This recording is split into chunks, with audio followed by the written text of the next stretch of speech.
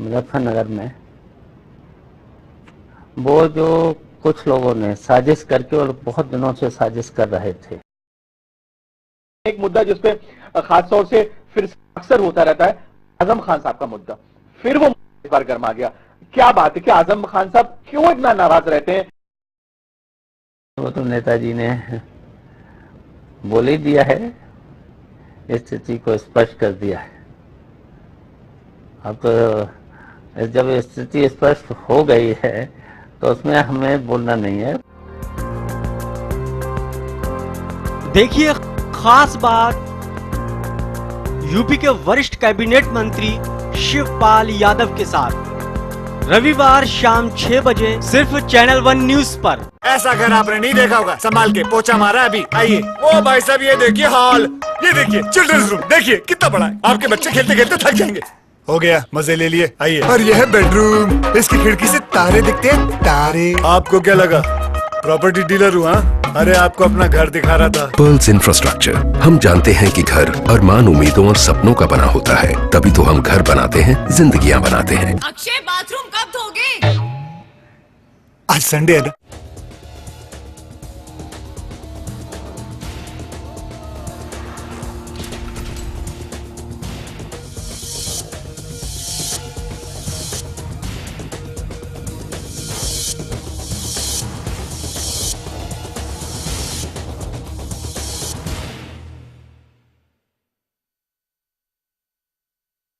ये देश के बदलाव है।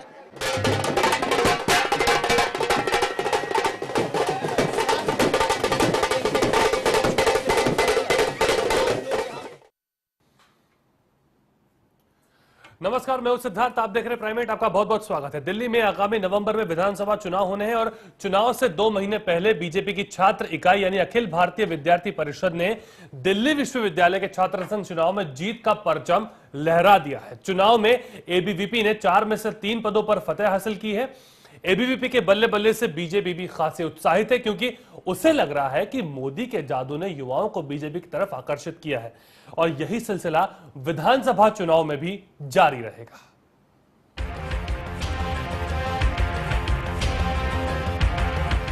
नरेंद्र मोदी को पीएम पद का उम्मीदवार बनाने के बाद बीजेपी को दिल्ली यूनिवर्सिटी से एक बड़ी खुशखबरी मिली है। दिल्ली यूनिवर्सिटी छात्र संघ चुनाव में एबीवीपी ने परचम लहराया है।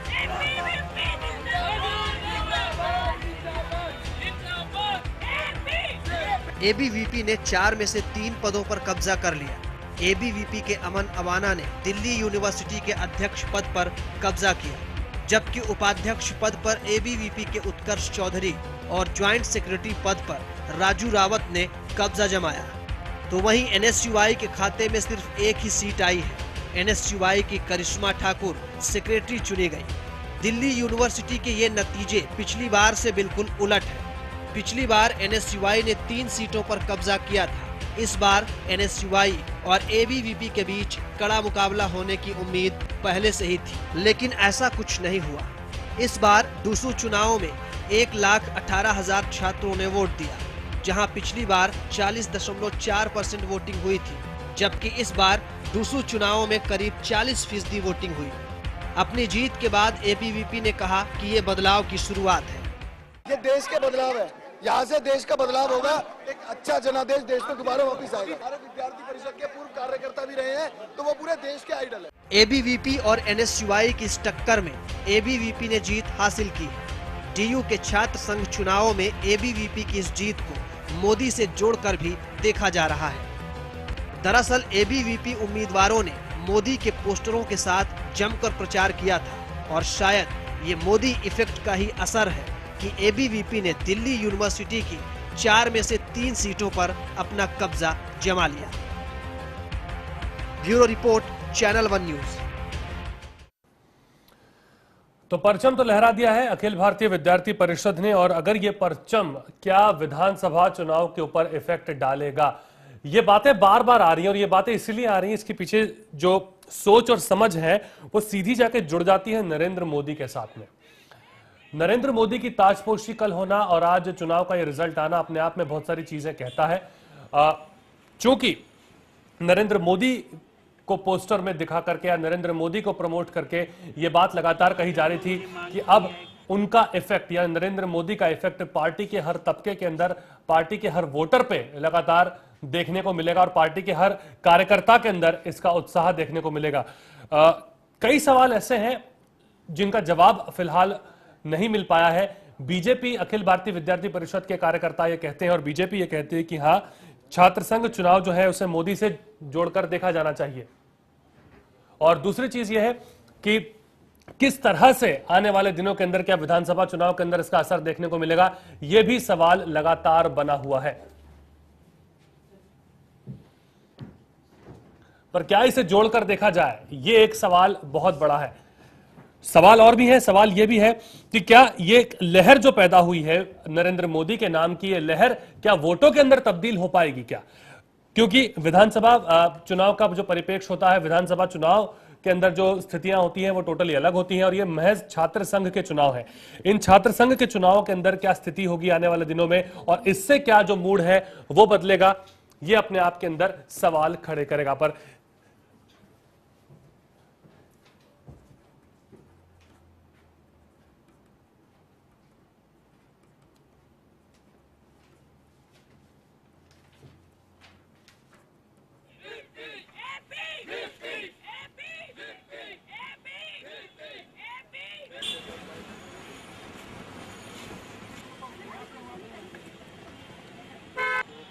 डिफरेंस बहुत ज़्यादा है।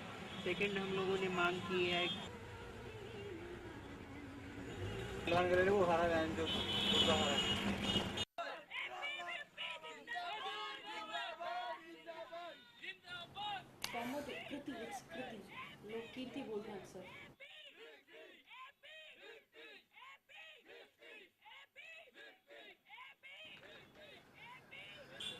तो उत्साह के अंदर है एबीवीपी और एबीवीपी के अंदर यह उत्साह इसीलिए आया है कि आज जो रिजल्ट आए हैं वो रिजल्ट जिसकी उम्मीद लगातार एबीवीपी कर रही थी और कहीं ना कहीं भारतीय जनता पार्टी भी कर रही थी, क्या यह बदलाव की बयार है और क्या वाकई इस जीत को जोड़कर देखा जाना चाहिए विधानसभा चुनाव के साथ में, ये लगातार सवाल बना हुआ है और इस सवाल के जवाब हम ढूंढने की कोशिश कर रहे हैं। अगर एनएसयूआई की भी हम बात करें, एनएसयूआई इस बार जीत नहीं पाई, सिर्फ सचिव पद तक उनका मामला अटक करके रह गया और पिछली बार यही रिजल्ट जो है वो एबीवीपी के खिलाफ आया था और इस बार उनके लिए आया है।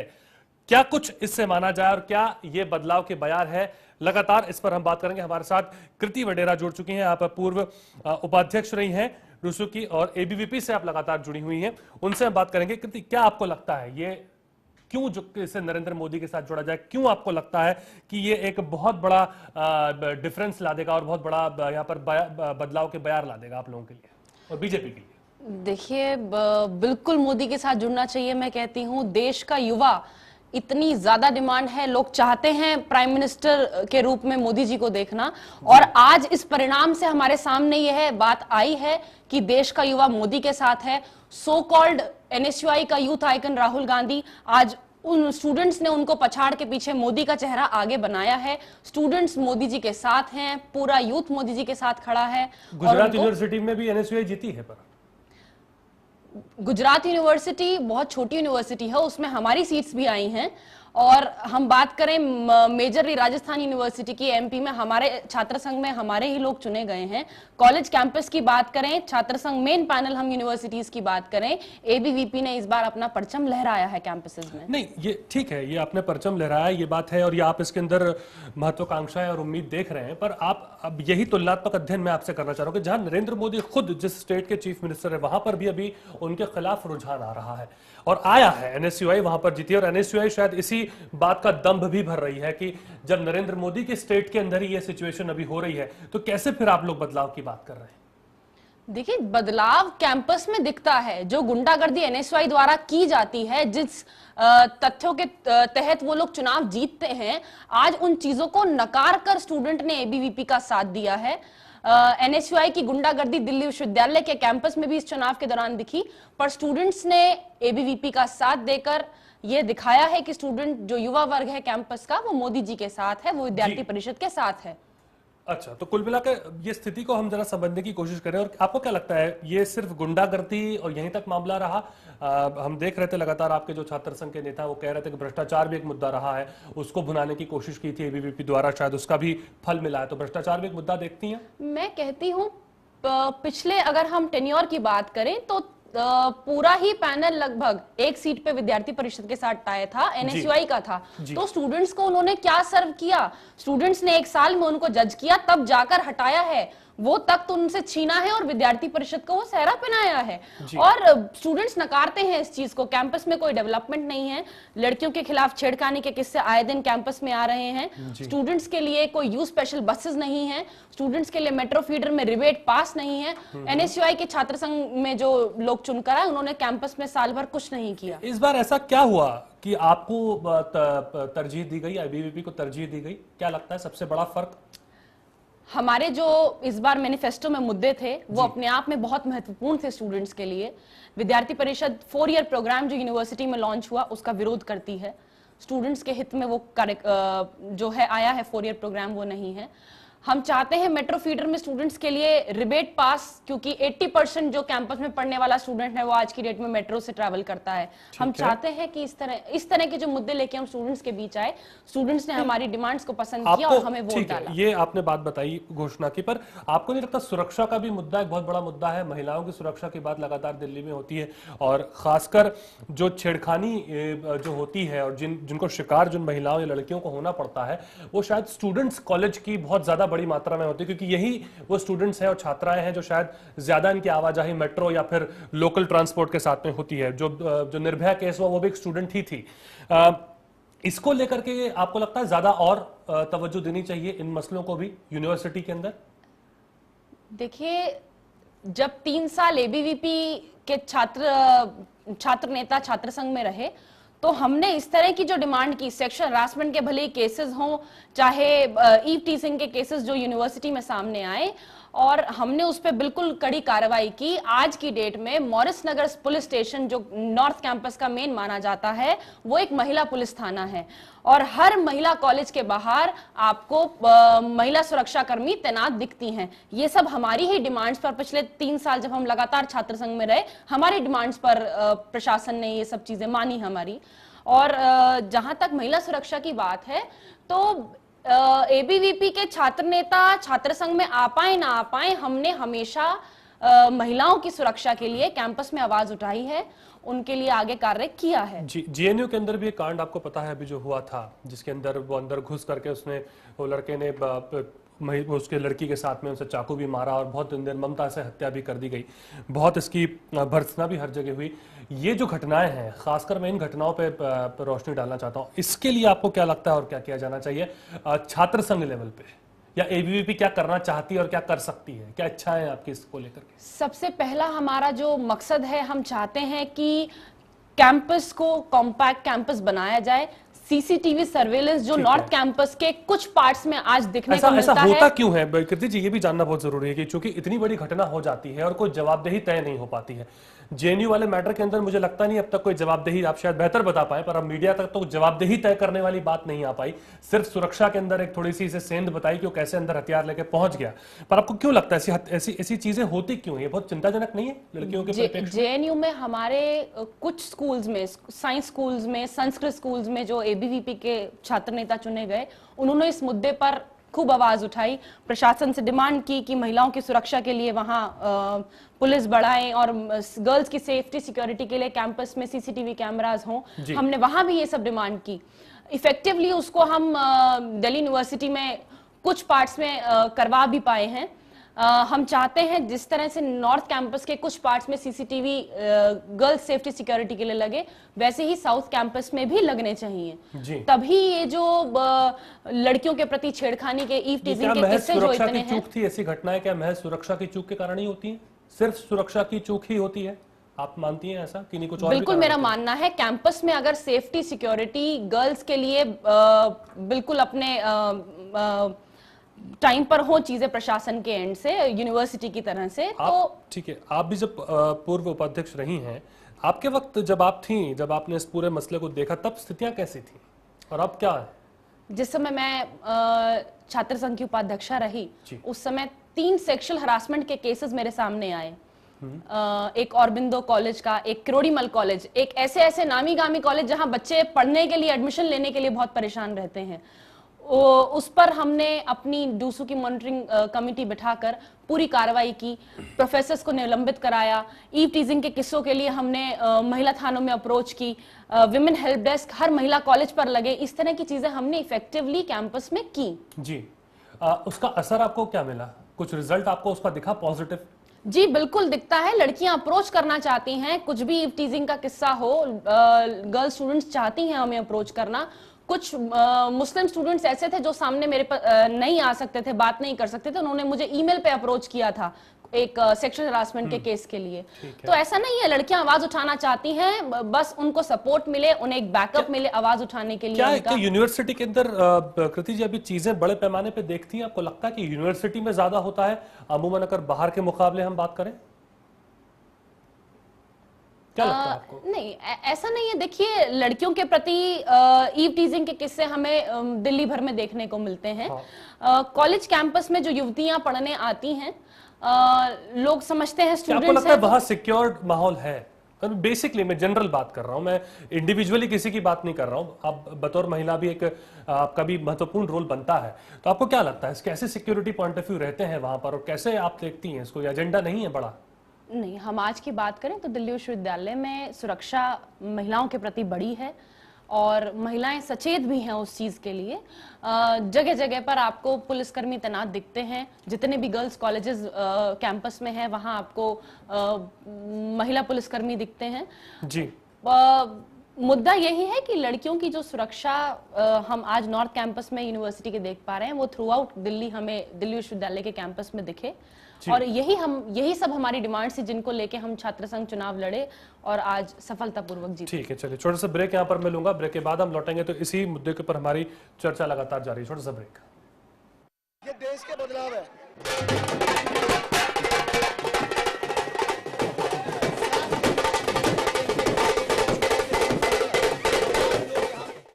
1 रुपए नहीं है बॉस। 1 रुपया नहीं है मतलब? अरे मतलब छुट्टा नहीं है। नहीं है तो आप लेके आओ, जाओ। छोड़ ना, 1 रुपए में क्या कर लेगा तू? पिगी बैंक में डालूंगा। तुझे क्या प्रॉब्लम है? मेरे को मेरा 1 रुपया चाहिए। अच्छा 1 मिनट, करीना पसंद है बॉस। क्या? ये देखो। क्या है ये? वीडियो है 1 रुपए में। देखो देखो पूरा देखो। देखो वीडियोस 1 रुपए में। 52010 पे कॉल करो, क्लिक करो, चूज करो, एंजॉय करो। 1 रुपए में फुल मस्ती। ऐसा घर आपने नहीं देखा होगा, संभाल के पोछा मारा अभी। आइए। ओ भाई साहब ये देखिए हॉल, ये देखिए चिल्ड्रंस रूम, देखिए कितना बड़ा है। आपके बच्चे खेलते खेलते थक जाएंगे। हो गया, मजे ले लिए। आइए। और यह है बेडरूम, इसकी खिड़की से तारे दिखते हैं, तारे। आपको क्या लगा प्रॉपर्टी डीलर हुआ? अरे आपको अपना घर दिखा रहा था। पर्ल्स इंफ्रास्ट्रक्चर, हम जानते हैं कि घर अरमान, उम्मीदों और सपनों का बना होता है, तभी तो हम घर बनाते हैं, जिंदगियां बनाते हैं। अक्षय, बाथरूम कब धोगे? बदलाव है।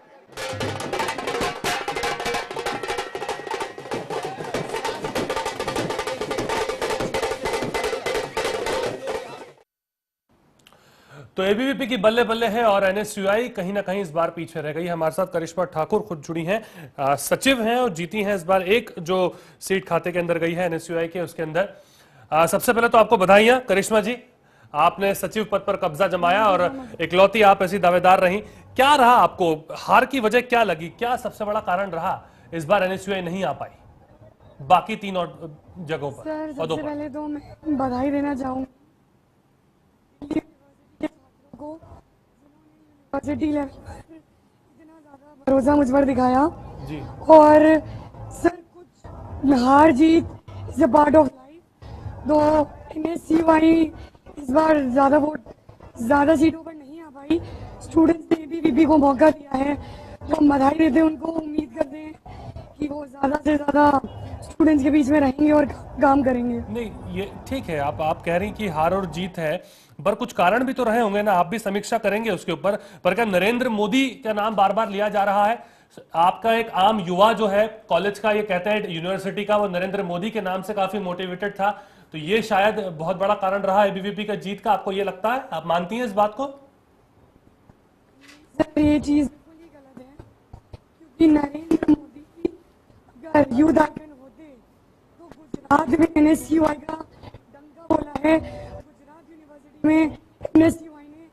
चलिए, ऑडियो उनका लगता है आ नहीं पा रहा। करिश्मा जी, आपका ऑडियो नहीं आ रहा है हम तक, आपका ऑडियो जरा हम ठीक कर लें, फिर आपके पास हम वापस आएंगे बात करने के लिए। कृति हमारे साथ लगातार बनी हुई। कृति, ठीक है, उन्होंने ये तो कह दिया है, चूंकि कहा कि हार और जीत तो पार्ट ऑफ पार्सल है। आपको क्या लगता है, जो जवाब उन्होंने दिया और उनको जीत जो मिली है, ये एक जीत भी जो मिली है, क्यों मिली, क्या कारण आपको दिखता है इसके पीछे भी? देखिए, जीत क्यों मिली या क्या मिला, इस बारे में मैं क्या बताऊं NSCY के विषय में। पर हम जो चौथी सीट हारे हैं उसका भी मार्जिन हमारा कोई ज्यादा नहीं है, और यही बात उन्होंने आपके 3 सीटों के लिए कही है। बाकी हम 3 जो आप जीते हैं ज्यादा मार्जिन नहीं, 2000, 3000, 4000 के मार्जिन से सबसे ज्यादा सीट हम वाइस प्रेसिडेंट पोस्ट के लगभग 3500 से जीते हैं। तो मार्जिन इज सच ह्यूज, और स्टूडेंट बिल्कुल ABVP के साथ है। और कैंपस में मैं कहती हूँ पिछले साल भर ये लोग रहे, और इनकी एक फीमेल कैंडिडेट भी ज्वाइंट सेक्रेटरी पद पर थी। उन्होंने महिलाओं के लिए क्या किया? अगर कुछ किया होता तो आज स्टूडेंट NSCY के साथ होता, कुछ नहीं किया, इसीलिए स्टूडेंट्स ने ABVP को चुनकर दोबारा पुनः मौका दिया है कैंपस में आने के लिए। हमारा केवल एक प्रत्याशी जो था ज्वाइंट सेक्रेटरी पोस्ट पर जो टाई हुआ, उसको उस विद्यार्थी को केवल 6 महीने सर्व करने का यूनियन को मौका मिला। मैम कृति जी, क्या आपकी जीत में, बिल्कुल संक्षेप में जवाब दीजिएगा, क्या ये जो जीत ABVP को मिली है, ये आपके कामों की जीत है कि सिर्फ नरेंद्र मोदी के नाम से आपको जीत मिली है? विद्यार्थी परिषद एकमात्र ऐसा छात्र संगठन है जो 365 दिन कॉलेज कैंपस में स्टूडेंट्स के बीच रहता है। NSCY की तरह केवल 2 महीने पहले आए और आकर कैंपस में स्टूडेंट्स को पार्टीज, डीजे पार्टीज थ्रो कर चुनाव जीत जाए, ऐसा संगठन नहीं है।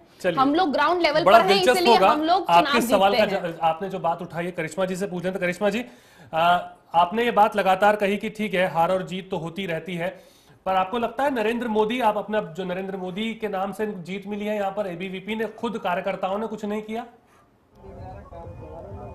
सर, नरेंद्र मोदी का नाम लेना यहाँ बहुत ही गलत होगा जी, क्योंकि अगर नरेंद्र मोदी यूथ आइकन होते तो सर गुजरात में, गुजरात यूनिवर्सिटी में, नरेंद्र मोदी के घर में NSCY का डंका बोला है। गुजरात यूनिवर्सिटी में NSCY की जीत हुई है। और सर SRCC में नरेंद्र मोदी जी भाषण आए थे जी, सर वहां पर भी NSCY का पैनल आया है। नहीं, आप लोगों के लिए कहा जी, कृति जी, करिश्मा जी, कृति जी हमारे साथ बनी हुई हैं, उपाध्यक्षा रही हैं पहले DO के अंदर। वो कह रही हैं कि आप लोग खाली डीजे पार्टीज थ्रो करते 2 महीने पहले आकर के, क्या ऐसा था इसलिए आप हार गए? सर ऐसा कुछ भी नहीं था, स्टूडेंट्स के बीच में रहकर महिलाओं के लिए खुद NSCY ने बहुत काम किया जी। मैं कृति जी को बताना चाहूंगी कि रवीना चौधरी जो हमारी ज्वाइंट सेक्रेटरी थी जी, उन्होंने यूनिवर्सिटी के 15 कॉलेज में टाइकोंडो क्लासेस कराई, सेल्फ डिफेंस क्लासेस कराई जी। तो बहुत ही गलत कहना है कृति जी का जी। इस बार भले ही उनको मौका दिया, सर हम भी देखते हैं जी कि ABVP कितना काम करवाती है। क्यों ये बात कही जा रही है कि इसका असर अब विधानसभा चुनाव में दिखेगा? आपको लगता है इतना बड़ा असर होता है कि विधानसभा चुनाव में दिख जाएगा? सर सिर्फ स्टूडेंट मानसिकता रखता है, सिर्फ और सिर्फ ABVP और NSCY का चुनाव रहा है ये, कांग्रेस और BJP का नहीं। मुझे नहीं लगता सर कि मतलब लगता है छात्र संघ की बातें छात्र संघ तक ही। कैसे देखती हैं आप सुकृति जी? वो तो कहनी कि छात्र संघ की बातें छात्र संघ तक ही रहती हैं, ज्यादा कोई फर्क नहीं पड़ता है। तो फिर राहुल गांधी जी ग्रीट करने क्यों आते हैं जब आप लोगों की टिकट होती है, या आप लोग जीतकर सोनिया जी के पास क्यों जाते हैं? आप बताएं, इसका जवाब दें करिश्मा जी। आप लोग चुनाव जीतने के बाद सोनिया जी का सर पे हाथ रखवाने क्यों जाते हैं? ABVP का कोई कैंडिडेट BJP ऑफिस नहीं जाता सर, क्योंकि मैं आपको बताना चाहूंगी वो हमारे लीडर हैं, हमारे गुरु हैं, हम उनका आशीर्वाद लेकर आगे अपने काम करते हैं। मुझे नहीं लगता कि यूनिवर्सिटी चुनाव को लेकर कोई भी फर्क कांग्रेस पार्टी पर पड़ेगा। कांग्रेस भारी बहुमत से जीतेगी। नहीं, पर ये जब ये बात हुई थी, जब अन्ना का आंदोलन हुआ था और उसके बाद भी आप लोग जीते थे, तब यह कहा गया था कि अन्ना का आंदोलन कोई मुद्दा नहीं है, इससे युवाओं को कोई फर्क नहीं पड़ रहा, महंगाई भी कांग्रेस मुद्दा नहीं मानती है।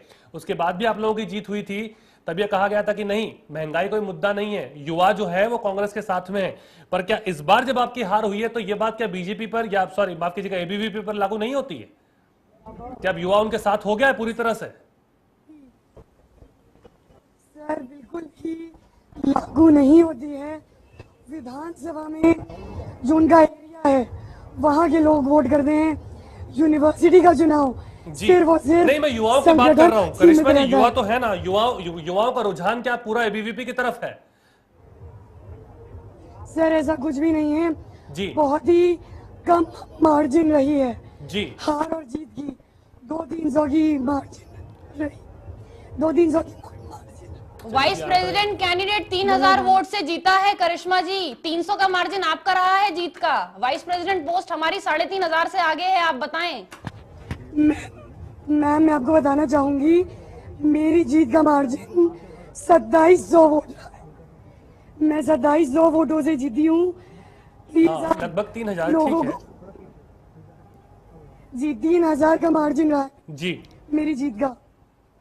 उत्कर्ष चौधरी 14,000 वोट लिए हैं उत्कर्ष चौधरी ने, और आपके कैंडिडेट ने 11,000 वोट, 4,000 वोट से जीता है वो कैंडिडेट। आप बताएं युवा किसके साथ है? मैम इस बार युवाओं ने एबीवीपी को मौका दिया है जी। तो हम देखेंगे कि कितना काम करती है एबीवीपी। चलिए ठीक है, आपको सब एक बार फिर बहुत बहुत बधाई। आप सचिव बनी कम से कम एनएसयूआई की ओर से, और देखते हैं आने वाले दिनों के अंदर उस पद पर रहकर के आप कितना काम कर पाती हैं। शुक्रिया करिश्मा जी हमारे साथ जुड़ने के लिए। कृति जी आपका भी बहुत बहुत शुक्रिया। तो स्थिति जो यहाँ पर लगातार यही है कि ये इसलिए ये बात इसे समझना होगा कि ये बात क्यों कही जा रही है, क्योंकि नरेंद्र मोदी के नाम के बाद में युवा का जो रुझान है लगातार बढ़ा है, ये बीजेपी का हर बड़ा लीडर मानता है। और इसी बात के साथ में कल जब ताजपोशी भी हुई औपचारिक रूप से, और आज जब ये जीत मिली है, तो इसे जोड़कर भी कहीं ना कहीं देखा जा रहा है, क्योंकि जब चुनाव लड़े गए थे तो पोस्टर्स के अंदर नरेंद्र मोदी पूरी तरह से छाए हुए थे। अब विधानसभा चुनाव के अंदर चुनौती है। अब देखना दिलचस्प होगा आने वाले दिनों में कि किस तरह से छात्र संघ चुनाव का असर क्या दिख पाता है विधानसभा पर, खासकर दिल्ली पर यह एक बड़ा सवाल लगातार बना हुआ है। खास पेशकश में फिलहाल इतना ही। नमस्कार। देश का बदलाव है।